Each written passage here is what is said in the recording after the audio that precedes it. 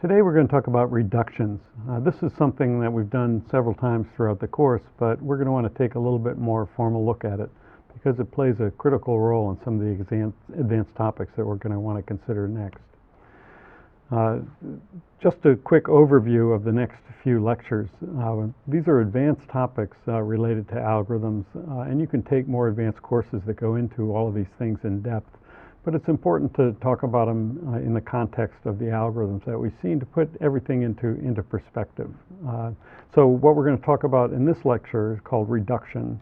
And it's a technique that we use to take the good algorithms that we know and use them effectively to build more complicated algorithms. And as I said, we've done that before. But it brings up some interesting ideas that are bigger than any particular algorithm. And one idea that we've talked about is the idea of a problem-solving model. We saw that we could use shortest paths and max flow to solve problems that didn't seem to be related at all. And there's a particularly important problem-solving model called linear programming that we'll talk about in the next lecture. But then there's a limit, and that brings us to the topic of intractability that we'll talk about in the last lecture.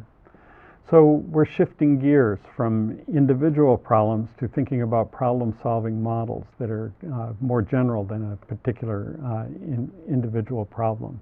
And also, as part of this, we're moving into problems that are much more difficult to solve, and not just linear and quadratic fast algorithms, but just a different scale. And we'll talk about that in the next couple of lectures.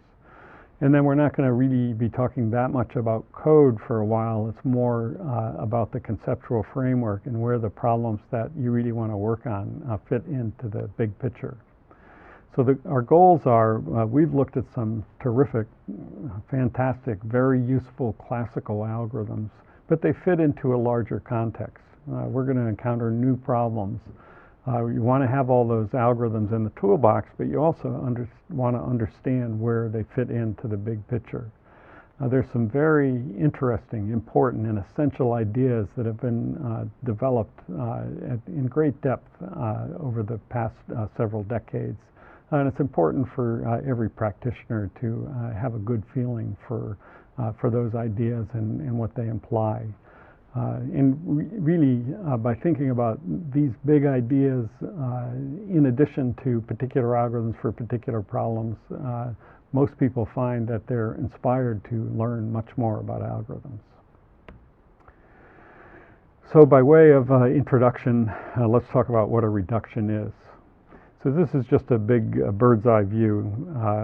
The idea is that what we'd really like to do is if we have a new problem that we have to solve, we'd like to be able to classify the problem according to the costs that it's going to take to solve it. What's the order of growth of an algorithm, a good algorithm, or any algorithm to solve the problem? And we've already touched on this a little bit when we talked about sorting algorithms. Not only do we have a good algorithm for solving sorting, several good algorithms, but we also developed a lower bound that said that no algorithm can do better. And so we can think of the sorting problem as classified as being order of growth linearistic or n log n. And then we saw plenty of linear time algorithms that we just examine all the data and we can get it solved. And we'd like to have more things like this. Are there algorithms that we need quadratic time to solve and so forth?